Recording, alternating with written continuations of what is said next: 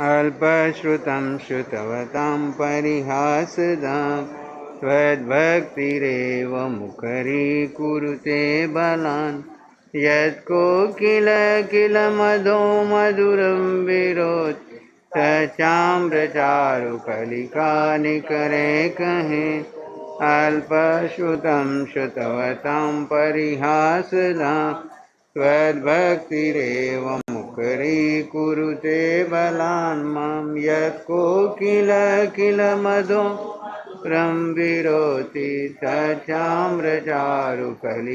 निकरेक अल्पश्रुतां श्रुतवतां परिहासदां त्वद्भक्तिरेव मुखरीकुरुते बलान् यत्कोकिल मधो मधुरं विरोध सचाम्रचारुकलिका।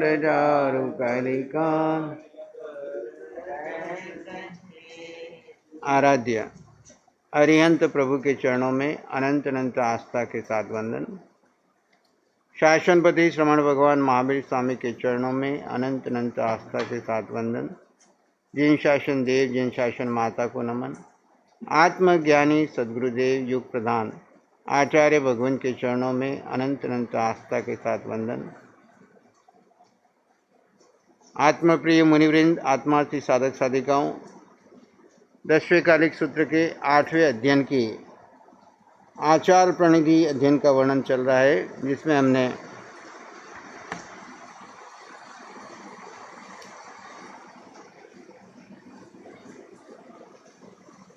साधु को साधना में कैसे आगे बढ़ना इसके बारे में चिंतन किया था। जोगम च 43वीं गाथा में जोगम च समण धम्ममी जूंजे अनल सो ध्रुवम जुत्तो और समण धम्ममी अट्ठम लुही अनुतरम।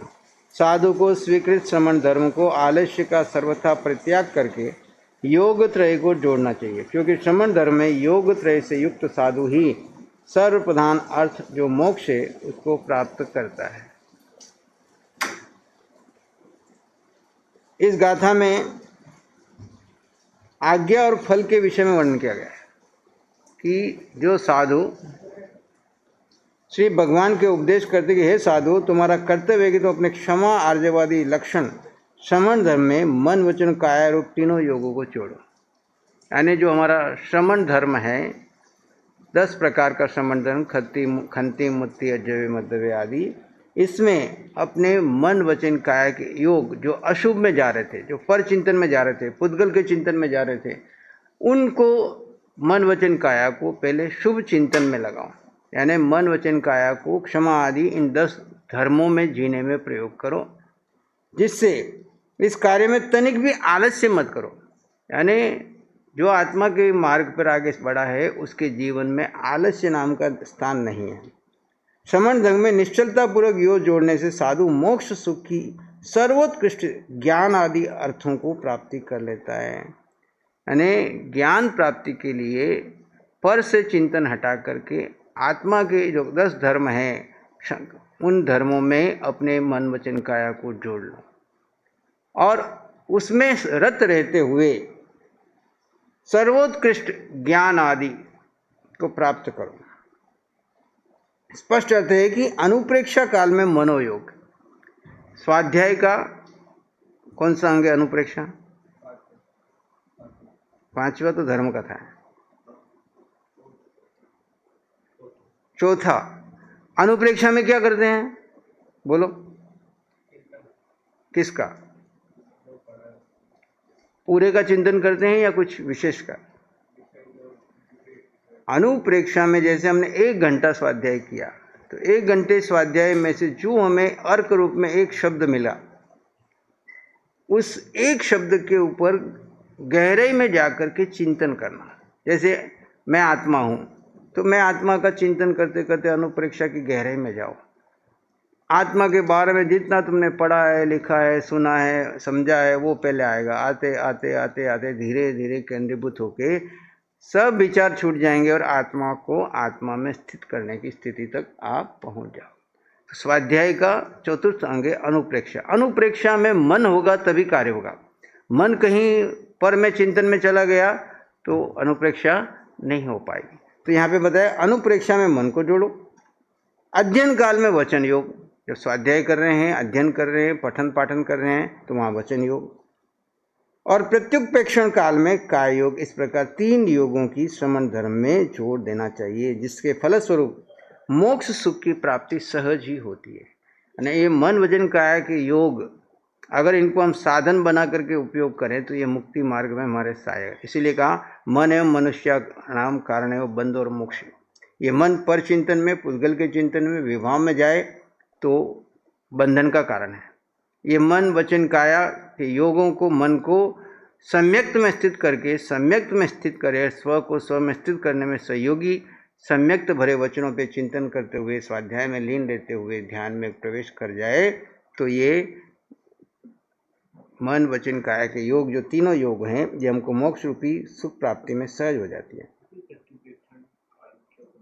ये काया की अपेक्षा से, जैसे हम चिंतन करते हैं ना, वचन से तो स्वाध्याय किया, और काया से हम सेवा, साधना, आराधना, जो भी तपस्या आदि में जो कर रहे हैं, उस समय में काय योग का प्रयोग है। काया को संकुचित है।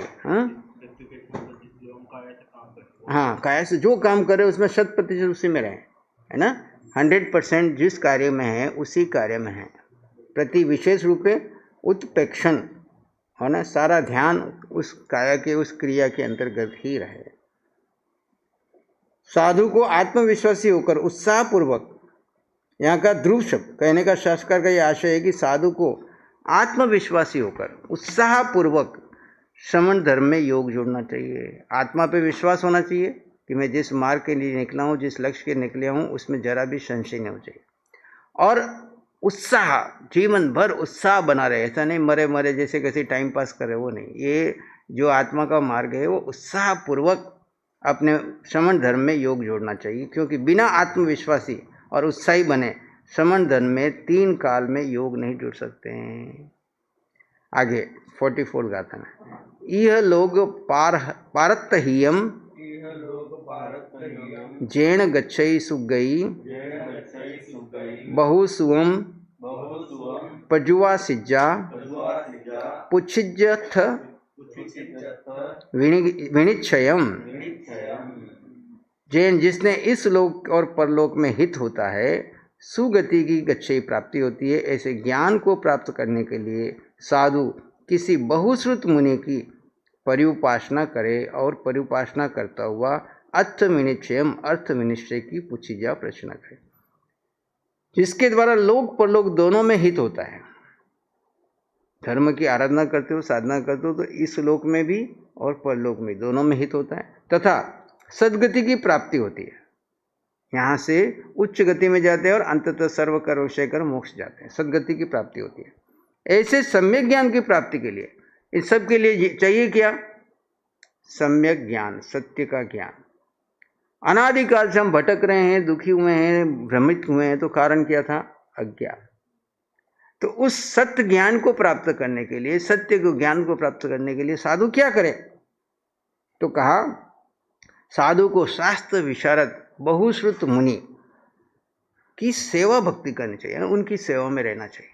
जो ज्ञानी संत हैं, जिन्होंने सत्य का बोध प्राप्त कर लिया है, जो सत्य में जीवन जी रहे हैं, भगवान की वाणी के रहस्य को अनुभव से जानते हैं, उनकी सेवा में रहें, उनकी भक्ति करें, उनके साथ। और वो भक्ति करेंगे, सेवा करेंगे तो वो प्रसन्न होंगे, प्रसन्न होंगे तो वो क्या देंगे?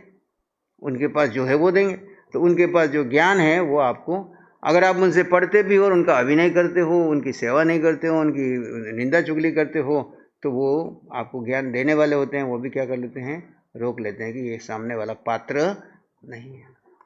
तो प्राप्ति के लिए साधु शास्त्र बहुश्रुत मुनि की सेवा भक्ति करनी चाहिए, और सेवा भक्ति करते हुए पदार्थ के यथार्थ निश्चय की प्रचना करनी चाहिए। सेवा करते करते क्या करना?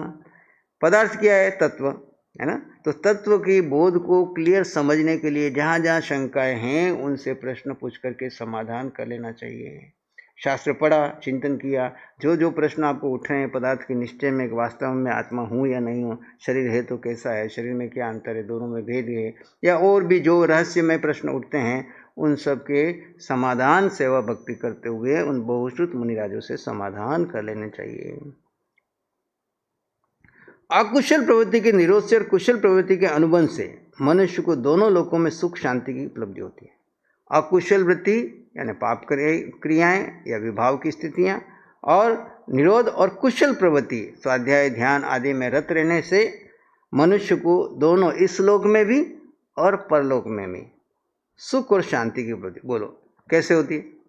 अगर यहाँ पे आप अकुशल वृत्ति सब छोड़ दी, यानी पापकारी हिंसा वृत्ति, उल्टे सीधी बातें, इधर उधर का टाइम पास है ना, अपने से हीन लोगों से संगति वृत्तियाँ वो सब छोड़ दी और हमेशा अपने से बड़े संतों की सेवा में रहते हो, स्वाध्याय ध्यान में लीन रहते हो, जो ज्ञानी है उनके पास रहते हो, उनकी सेवा करते हो और साधना में लीन रहते हो, तो क्या होता है, आपके इस लोक में भी आपको सुख मिलता है, शांति मिलती है, कोई स्ट्रेस नहीं, कोई टेंशन नहीं, कोई चिंता नहीं। और यहाँ से जब शरीर पूर्ण करके जाओगे तो आगे भी आपको क्या मिलेगी? सद्गति मिलेगी, क्योंकि पूरा जीवन आनंद और शांति से बिताया है। तो अकुशल की निवृत्ति करना और कुशल में प्रवृत्ति करना, जिससे कुशल और अकुशल प्रवृत्ति का ज्ञान होता है, जिससे लोक परलोक दोनों में हित होता है, इस लोक में भी, जिससे सद्गति की प्राप्ति होती है। अर्थात परंपरा से सद्गति की प्राप्ति का मतलब यहाँ से फिर महाविद्या में जाओगे, मनुष्य बनोगे, फिर वहाँ से मोक्ष चले जाओगे, इस प्रकार परंपरा से मोक्ष की प्राप्ति होती है। ऐसे सम्यक ज्ञान की प्राप्ति के लिए साधु को विनम्र भाव से बहुश्रुत मुनियों की परिउपासना करनी चाहिए। परिउपासना सेवा बहुत बड़ा कार्य है और परिउपासना करते हुए ही प्रश्न पूछ कर पदार्थों का यथार्थ निश्चय करना चाहिए। इसमें मुख्य हेतु यही है कि एकमात्र बहुश्रुत मुनियों की सेवा करने वाला ही जान सकता है कि मार्ग कल्याण का है या मार्ग दुख का है ना। जम सेयम तम समाये, कौन सा मार्ग कल्याण का है, कौन सा दुख का है, ये कौन बताएंगे? वर्तमान में तीर्थंकर तो नहीं है। तो ऐसे बहुश्रुत ज्ञानी पुरुष हैं जो इस अनुभव से विचर रहे हैं, उनके पास सेवा में रहना। यह कार्य अर्थ कार्य, कार्य अनर्थ का, जिस विद्या का अधिपति होता है वही जिज्ञासु उस विद्या का यथा ज्ञान कर सकते हैं। जिसके पास वो विद्या का अधिपति नहीं, वो कैसे बताएगा? बहुश्रुत क्या है? उस विद्याओं का अधिपति है। बहुश्रुत मुनि अध्यात्म विद्या के अधिपति है। मुमुक्षु को अध्यात्म विद्या का यथा तथ्य ज्ञान कराकर उसे संयम में ध्रुव निश्चल कर देते हैं। बहुश्रुत की सेवा से क्या होता है? वो अध्यात्म विद्या के अधिपति हैं। अध्यात्म विद्या क्या है? जिसमें आत्मा का बोध प्राप्त करके आत्मा को आत्मा में स्थित रहने की कला वे जो सिखा देते हैं, उससे हम संयम के मार्ग में ध्रुव रूप में आगे बढ़ जाते हैं। अब गुरु के पास, अब यहाँ तक तो बता दी मन की बात। अब गुरु के पास कैसे बैठना है ना, सूत्रकार के पास में हस्तपाद आदि संकोच कर बैठना चाहिए, इस विषय में प्रतिपादन करें। गुरु के पास हत्तम पायम च कायम च पणिहाय जींदिये अल्लीण गुत्तो निसिये सगासे गुरुणो मुनि। जींदिये जितेंद्रिय मुनि। मुनि कैसा होना? इंद्रियों को विषयों को जीतने वाला, जितेंद्रिय। हत्तम अपने हाथ को, तथा पायम अपने पैर को, च तथा कायम अपने शरीर को, पणिहाय मर्यादित करके, अल्लीन गुत्तो उपयोग पूर्वक गुरुणों गुरु के सगा से पास में निसिए बैठे। जितेंद्रिय साधु को गुरु के पास में उपयोग पूर्वक अपने हाथ पैर और शरीर को मर्यादित रूप से संकोच कर बैठना चाहिए। इससे क्या समझे? ऐसे विवेक से बैठो कि जिससे आपका आसन ऐसा न हो जिसमें अविनय झलकती हो, है ना। बैठने का तरीका, आसन ऐसा न हो जिसमें अविनय झलकती हो। परिउपासना करने की विधि का विधान है। पहले तो परिउपासना करें, अब कैसे करें? विधान किया गया। इंद्रियों को जीतने वाला मुनि को योग्य है कि वह अपने हाथ पैर और शरीर को इस प्रकार संकोच कर गुरु के पास बैठे जिससे गुरु श्री की अविनय अवहेलना न हो सके, तथा बैठते समय ईशल लीन उपयोग युक्त होना चाहिए, जिससे प्रत्येक कार्य में सावधान सचेत सतर्क रहने की अवस्था या भाव हो सके। यानी उपयोग यानी जागरूक होकर के बैठे, अपने भीतर उपयोग रखते हुए वहाँ पर जो भी कोई विषय चल रहा है उसके प्रति पूर्ण जागरूक रहे।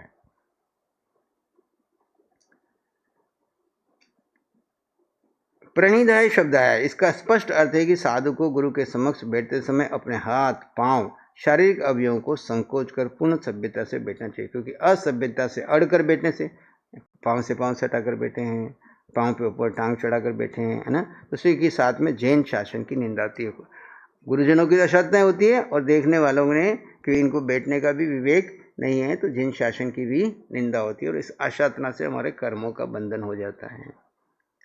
आगे कहते हैं न पक्खो न पुरो नेव किच्चाण पिट्ठो न य उरुम समासिज्य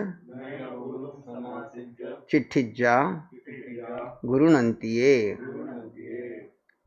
न पक्षत न पुरत नैव कृत्यानां पृष्ठत न च उरुम समाश्रित्यम तिष्ठेत गुरुवंतिके। किच्चाण आचार्यों के न पखो, न तो पार्श्व भाग पीछे न बैठे, न पूर्व न अग्रभाग में बैठे। यानी एकदम पीछे बैठेंगे तो आचार्य जो आपको ज्ञान देना चाहते हैं वो आप ले नहीं पाओगे, उनका ध्यान आपकी तरफ नहीं जाएगा। पीछे बैठे तो वो पीछे मुड़ मुड़ के तो आपको देखेंगे नहीं, इसलिए कहते सामने बैठो, है ना। सामने बैठेंगे तो आपके देख के, आपकी दशा को देख करके, और उनकी नज़र आपके ऊपर रहेगी। और अग्रभाग एकदम उनके आगे आगे बैठ गए तो कोई दर्शन करने वाला आएगा, उसको दर्शन करने में दिक्कत आएगी। तो एकदम आगे भी न बैठे, कुछ स्पेस बना के रखें। नेव पिठो, ना ही पृष्ठ भाग में और न यह एवं गुरुनंती, गुरु के समीप एकदम सट के भी नहीं बैठे। उरु समासिजम, जांग पर जांग रखकर न बैठे, भी न बैठे, यानी एक टांग पे एक टांग बैठा चढ़ा के बैठे, एकदम चिपक के बैठे, वैसा भी जिससे असभ्यता झलकती हो। साधु को आचार्य प्रमुख गुरुजनों के समीप आगे पीछे, आगे पीठ पीछे तथा जांग पर जांग रखकर नहीं बैठना चाहिए। इस गाथा में शरीर की से परिउपासना करने का वर्णन किया गया है। साधु आचार्य के बराबर न बैठे, हमेशा उनका आसन से अपना आसन नीचे होना चाहिए। जो भी ज्ञान दे रहे हैं, बड़े हैं, अपने से दीक्षा श्रेष्ठ हैं, ज्येष्ठ हैं, उनके आसन से अपना आसन हमेशा नीचे होना चाहिए। इस प्रकार बैठने से अभिनय का, अगर बराबर बैठे तो अभिनय का प्रदर्शन होता है। तो उनके अति आगे भी न बैठे, इससे भी अन्य वंदना करने वालों को अंतराय पड़ता है। तो पीठ पीछे भी न बैठे, इस तरह बैठने से गुरु श्री की कृपापूर्ण दृष्टि उनके ऊपर नहीं पड़ने पाती, जिससे शारीरिक चेष्टादि के न देखने से अभिनय भाव का प्रसंग आता है। तो सामने न होने पर शास्त्रों के अर्थों के निश्चय की भलीभांति नहीं किया जा सकता। गुरु श्री जी के समीप जंघा पर जंघा रखकर नहीं बैठना चाहिए, क्योंकि इससे गुरु श्री जी के आशात न होने का दोष लगता है। भाव यह है कि सब आसन अविनय भाव के सूचक है। इन आसनों को आचार्य व गुरु के पास से में शिष्य को नहीं बैठना चाहिए, किंतु यथा योग्य सभ्यता पूर्वक ही बैठना चाहिए। अब सूत्रकार काय प्रणाली के पश्चात वचन प्रणाली, अब बोलना कैसे, है ना। काया के बारे में बता दिया, मन के बारे में बता दिया, अब वाणी के बारे में बता दिया। अपुच्यो न बासिज्जा भास मानस अंतरा पिट्ठी मनसम न खाइज्जा माया मौसम विभज्जये। आज्ञाकारी शिष्य अपुच्यो, गुरु श्री के बिना पूछे, भास मानस, गुरु श्री से बात करते हुए, अंतरा बीच में न बासिज्जा, न बोले, पिट्ठी मौसम पिशुनता भी न करे, और माया मौसम कपटता असत्य को भी वर्ज दे। सच्चा आज्ञाकारी शिष्य वही होता है जो गुरु किसी के बिना पूछे नहीं बोलता है, यानी वो आपको आवाज़ दे, बोले, बोलने के लिए कहे तो बोलना। वो अब किसी से बात कर रहे हैं, हम बीच में जाके बोल पड़ते हैं, तो वो अशातना होती है। बीच में नहीं बोलना, बात करते हुए बीच बीच में अपना वार्तालाप नहीं छेड़ता, जो पीठ पीछे चुगली नहीं करता। मान लीजिए किसी बड़े संतों से बोलते बोलते कोई शब्द चुग गया, आगे पीछे हो गई, ज्ञानी है लेकिन वाणी से, तो उसी समय उनको टोकना नहीं, कहो देखो कैसे ज्ञानी है, भाषा का विवेक नहीं, कहाँ बोल रहे, क्या बोल रहे, तो उनकी आशातना करने से अपने कर्म बंधन होते हैं। और जो कपट असत्य का अल्प भी आश्रय नहीं लेता, नीचे दिया खुला। इस गाथा में वचन प्रणति विषयक वर्णन किया गया, जैसे शिष्य को अकारण बिना गुरु श्री के बुलाए नहीं बोलना चाहिए, और साथ ही जब गुरु श्री के किसी से वार्तालाप कर रहे हो तब बीच में नहीं बोलना चाहिए, इससे अविनय का दोष लगता है, जिसके कारण जीव को नीच योनियों में चिरकाल तक परिभ्रमण करना चाहिए। बात तो छोटी सी है, लेकिन परिणाम कितना घातक है कि चिरकाल तक निम्न योनियों में, नीच योनियों में परिभ्रमण करता है गुरु श्री का अविनय। इसलिए कहते हैं आराधना नहीं कर सको चलेगा, पर आशातना मत करो कभी, आचार्यों की, गुरुजनों की, किसी की आशातना मत करो। आशातना से महादोष का भागी होते, नीचे गिरते हैं और गतियाँ खराब हो जाती है।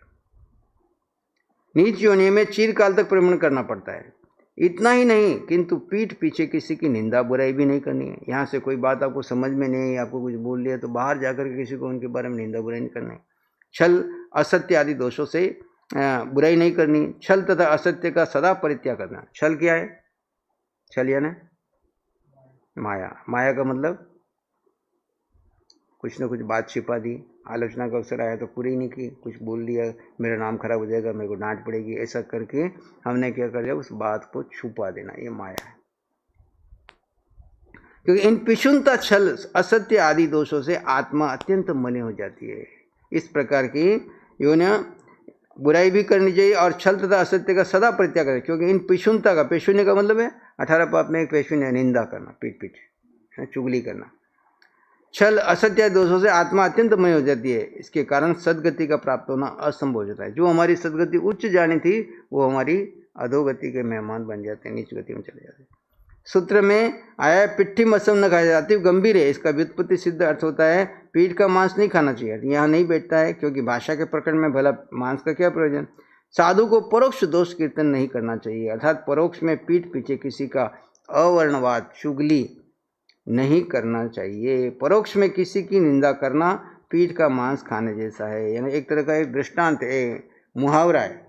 पिट्ठी यानी पीठ पीछे निंदा करना किसी के मांस खाने के समान है। इसलिए किसी की पीठ के पीछे चुगली निंदा कुछ समझ में नहीं आ रहा तो विनयपूर्वक हाथ जोड़ करके पूछो, महाराज इसका क्या अर्थ है, मुझे कुछ समझ में नहीं आ रहा, मेरी स्पष्टीकरण के लिए कृपा करो।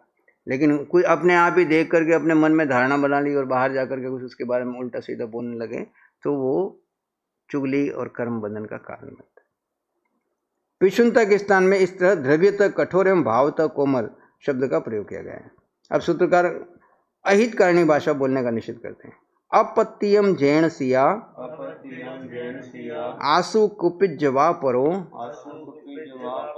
सवसो तम न भाषिज्जा भाषम अहि अगामिनी। बाकी चर्चा